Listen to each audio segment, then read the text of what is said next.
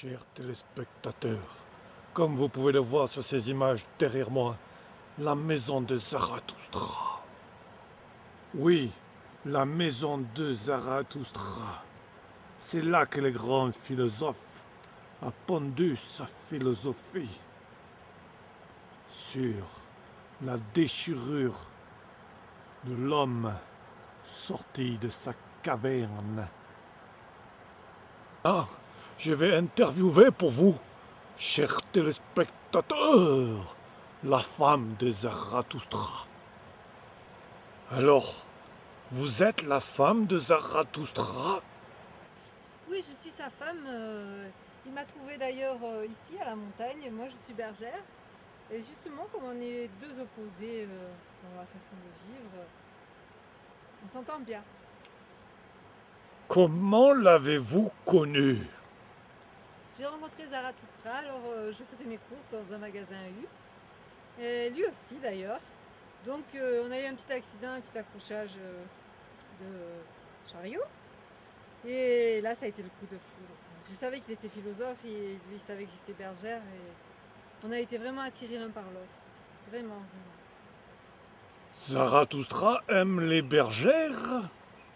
Bien sûr, tout ce qui est bergère, fromage de bergère, saucisson de bergère, couscous de bergère, paella de bergère. Et puis surtout, lit de bergère. Non. Retiré de tout. Là-haut, dans les montagnes, en ce moment même, il médite sur le principe actif de la pensée imaginaire de l'homme.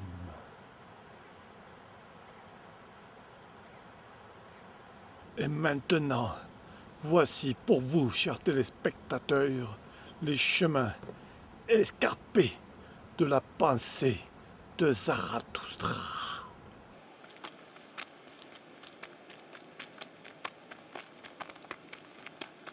Une pensée qui ne cesse de grimper vers les sommets insurmontables de la philosophie de Zarathustra. Fièrement dressés, tels deux pics escarpés, les coquilles d'œufs brisées ont accouché d'une souris pesante.